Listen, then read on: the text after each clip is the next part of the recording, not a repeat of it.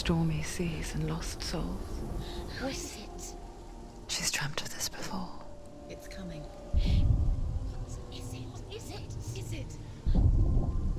They say dreams are visions of our memories, thoughts and fears, as seen by our inner eye.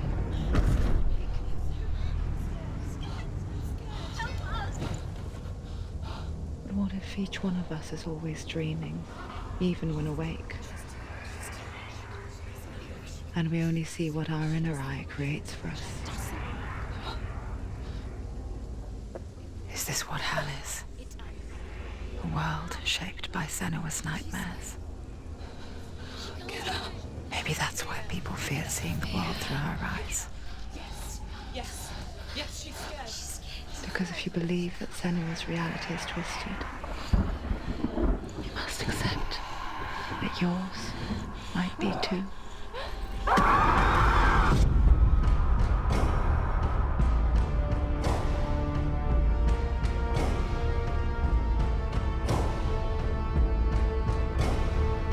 Hellblade, Senua's Sacrifice is a video game about Senua, a Celtic warrior on a vision quest into Viking territory.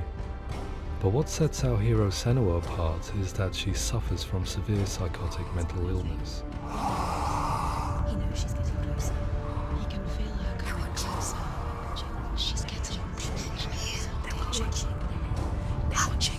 The original idea for Hellblade was to create a classic hero's journey, a journey of suffering, but one where the fantasy world is not another planet or alternate universe, but a world that is constructed in Senua's mind.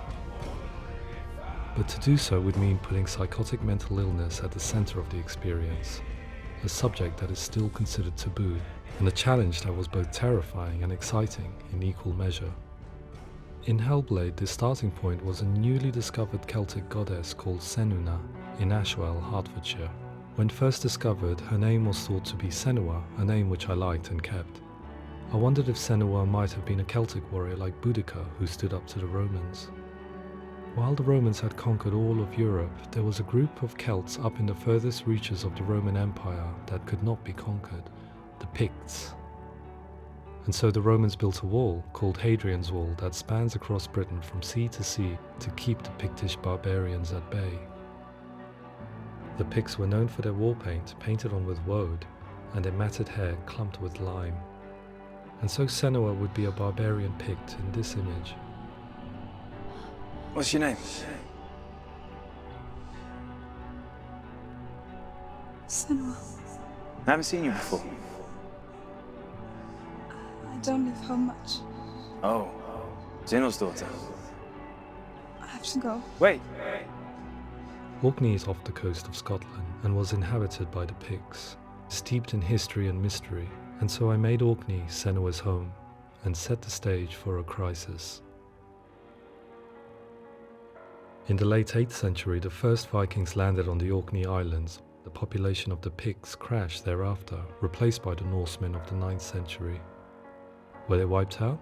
We don't know for sure, but it would seem likely given the reputation of the Vikings. The Northmen's brutality is legendary. High-ranking leaders and chieftains of the tribes they conquered were often offered as sacrifice to their gods.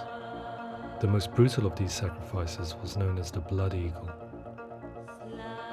I imagine Senua as a young female warrior who returns home from exile to find her partner, Dillion, brutally sacrificed to a Norse god by these hellish warriors from a faraway land.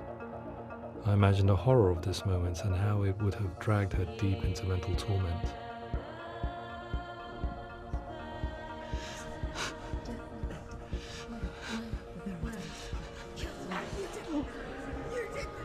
No!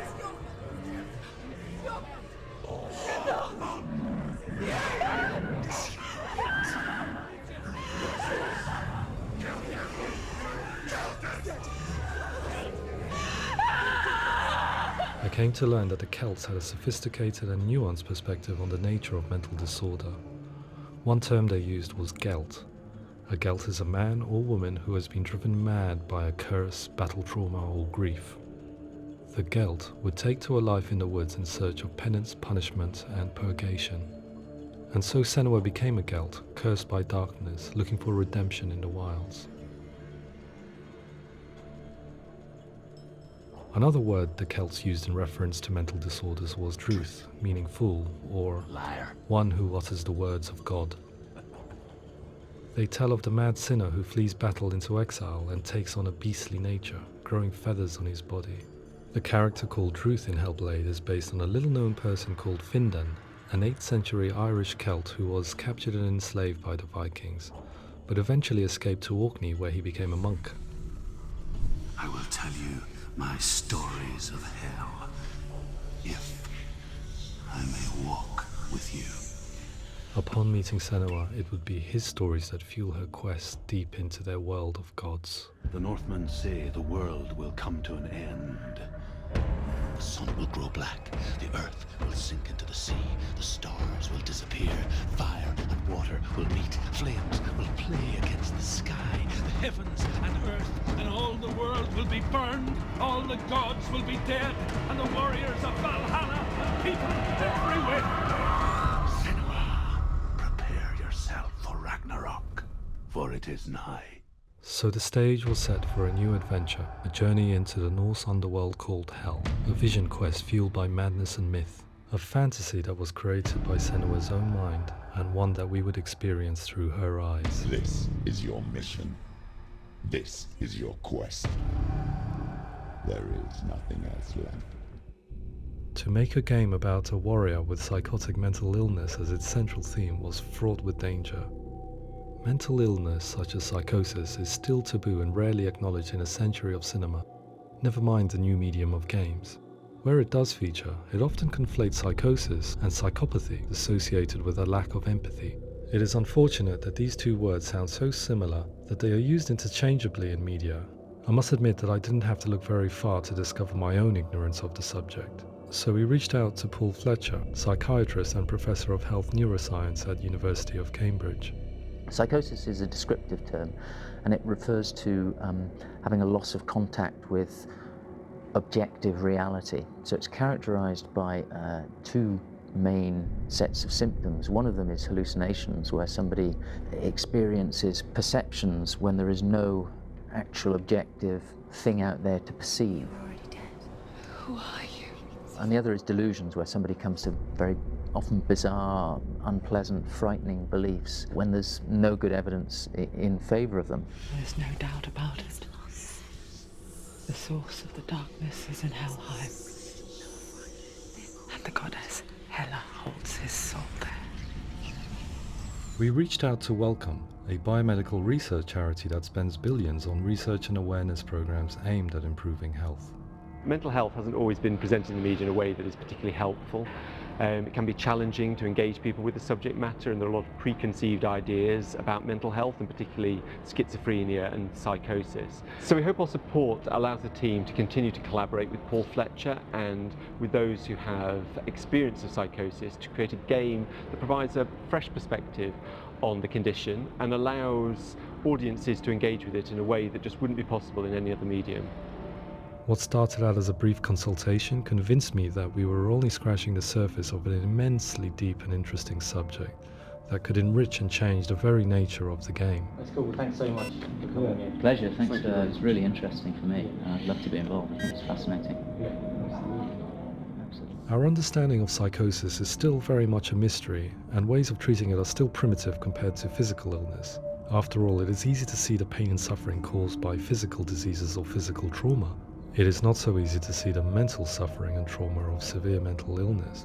But what if we could find a way to see it? Games are capable of drawing you in for hours on end, playing the role of a character who is different from you, experiencing their perspective, and actively involving you in a world that functions with a different set of rules. That voice is not a kind. It's that voice calls you to your death. It's an evil voice. If we were to represent Senua's psychosis, we would have to simulate voice hearing, a common attribute. But how can we simulate something we have no first-hand experience of? Professor Charles Fernyhough, a leading expert in voice hearing from Durham University, offered his help. Hearing voices is an experience that is usually associated with severe mental illness, and crucially we know that hearing voices is a part of ordinary life for many people who don't meet the criteria for mental illness. Yeah. Oh, that's not him in real life. We know voices vary according to where they appear in space. Voices can appear far away in the distance, they can appear right there in your ear, they can seem to be coming from inside your head. Based on the information Professor Fernie Ho provided, I put together a sound brief and invited some actors to the studio. We recorded the actors using a binaural microphone, which records the 3D spatial position of sound, replicating the way sound is heard by human ears. It gives you an incredible sense that the person you are listening to is right there beside you.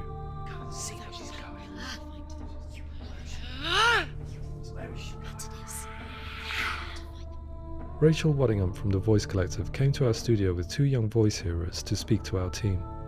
We talked at length about their experiences and they listened to our tests, giving us feedback on how we could improve on it. Everyone hates her. She's cursed. It's very hard to represent what this experience is like, partly because it's such a personal, intense, emotional experience. It's testament to how Ninja Theory have been listening to what the researchers are saying, but also crucially listening to the experts by experience. What they've come up with is so compelling. It's by far the best representation I've heard of what these experiences are like.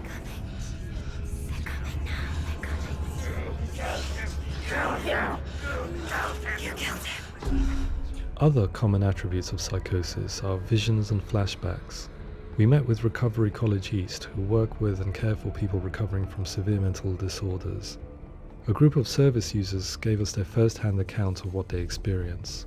Sometimes when the visions or what we're seeing is too much, we become small until eventually we practice don't see anything. The people we spoke to, the stories they told, were fascinating, harrowing and mind-boggling. The reality of what people experienced was vivid, far exceeding what I could possibly have imagined. We went away itching to represent some of these visions and flashbacks in the game. As we all know, my heart is so, love is so far away. Don't you know how I wanna feel deeper? I could never know how you grow, all these days are killing me. Now I see deep in me insanity does unfold. I just wanna feel deeper, deeper. I just wanna feel deeper, deeper.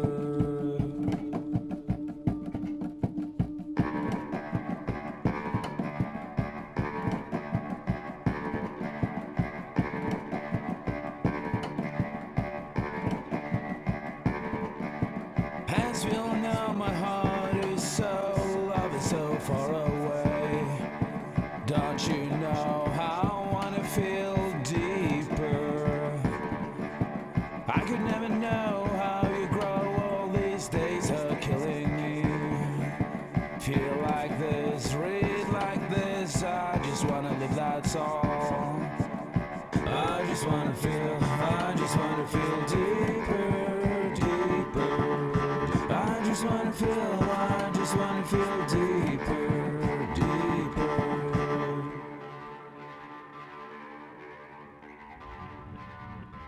To refine our work, we continue to hold meetings with Recovery College East over the course of a year and a half, showing them what we had achieved so far and refining the in-game representations based on their feedback. With their help, flashbacks, visions and changes in perception were woven into the story and gameplay of Senua. The students that are involved in this project are incredibly excited about being involved. They have described the experience as being important because it values their lived experience and shows that despite what we have been through, all of that experience becomes valid, that actually it's something that we should all be talking about. The experiences described range from beautiful to frightening beyond comprehension. I heard of a girl who has to live with an angry voice screaming at her, slamming on her doors and walls 24 hours a day. I met someone who would often see hanging corpses in a room, so real that she would sometimes try to rescue them. The panic and fear that comes with such visions is entirely understandable, and it can be a living horror for some. Worthless, weak, pathetic. Go on, feel sorry for yourself, because there is no one left to do that for you. I was urged by one fellow that we should not shy away from showing this horror, and so I was perpetually torn in making Hellblade. Had we gone too far with our representations or not far enough? broken and lost. Just like your soul. Come on.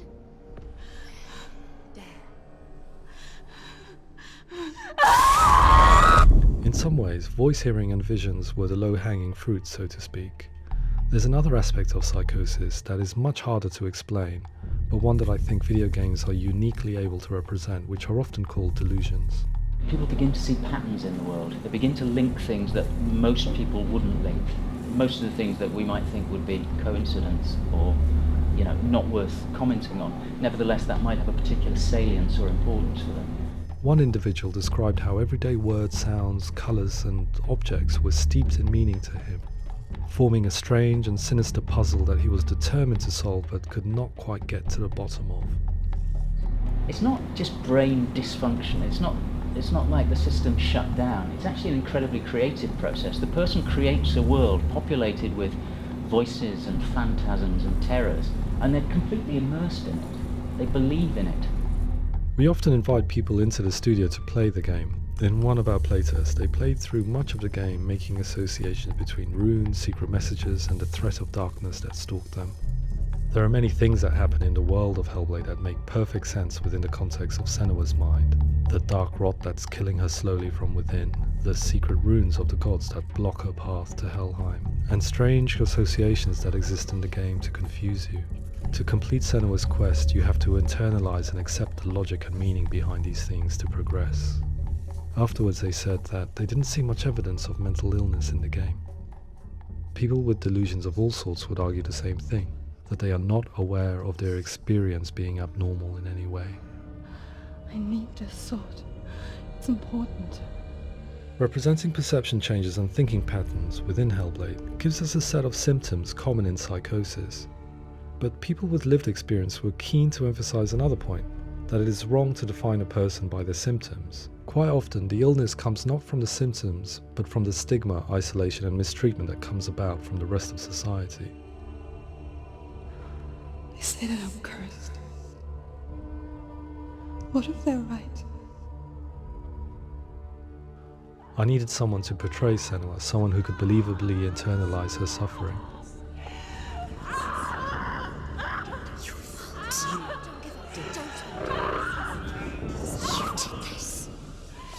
Melina Jurgens, our video editor, had been a stand-in for Senua over a few months while we perfected our motion capture techniques. Without realizing it, she had already auditioned for the role, and I knew her well enough to know that I didn't have to teach her to act, but to relive her own internal pain. As often is the case, those who have suffered mental anguish are never far from us.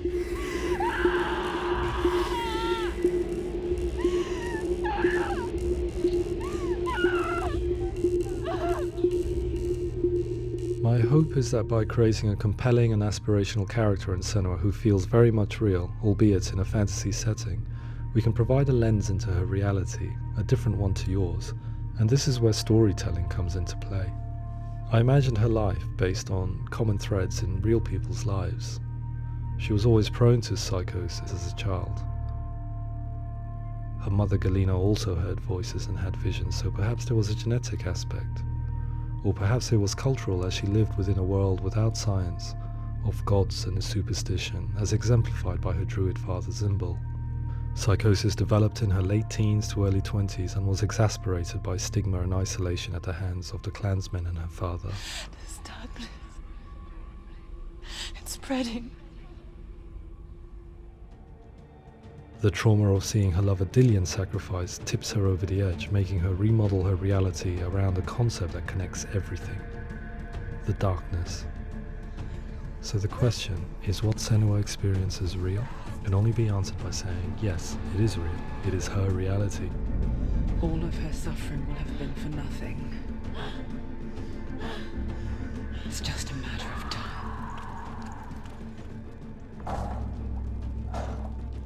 Towards the end of the project, service users and professionals that had collaborated with us were invited to see the near-final game. It was a chance to see if the game had reflected their views or if it had misrepresented them. For me, being involved in especially developing Senua's character has been really important, and being able to bring in my perspective and what I see and what I hear and having that built into the game has been a real privilege. It's gritty and it's meaty, and there are some tough subjects in there that are being tackled with honesty.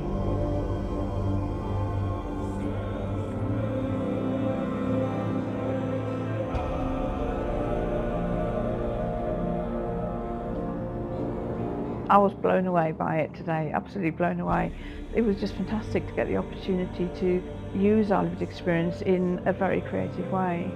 There's nothing tokenistic about the work we've put in. It feels like we've been listened to, things have been taken on board, and I think there was a lot of realism in the game itself, and it feels very authentic.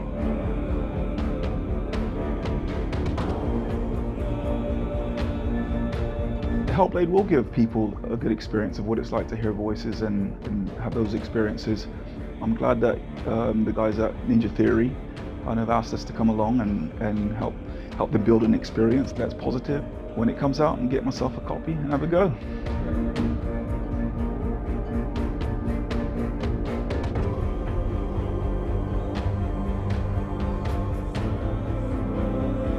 I think all the way through I was really inspired by how the conversations have translated into the game in a way that I think I didn't imagine was possible. So wonderful, really wonderful.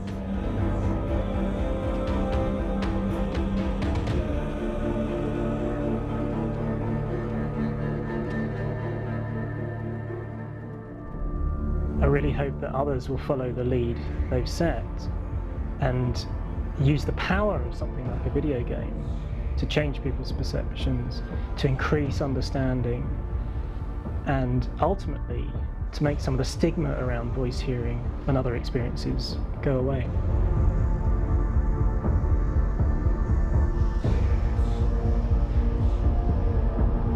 For me, it was really exciting to see something that I explore scientifically being represented so beautifully in a character who's trying to penetrate the mysteries of the environment in which they've been placed, with all of this strange uncertainty and noise and conflicting information that they're getting.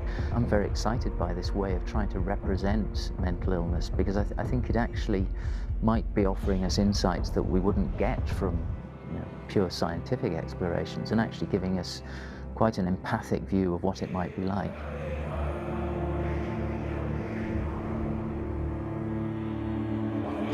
Mental illness has been with us for as long as we have been on this planet, but why? Why hasn't evolution stamped out this weakness from within our gene pool? I often pondered this question until I realized that the question had an inbuilt flaw. It assumes that being and thinking differently is a weakness. The only reason we have computers, spacecraft, medicine, poetry, art, and yes, even video games is because individuals are able to simulate new abstract realities in their minds and share them with the rest of us. We need people to be willing to see differently in order for us to progress and survive as society. And we need to be open to these new ways of seeing. And it is this spirit that motivated me to create Senua's story and share it with you.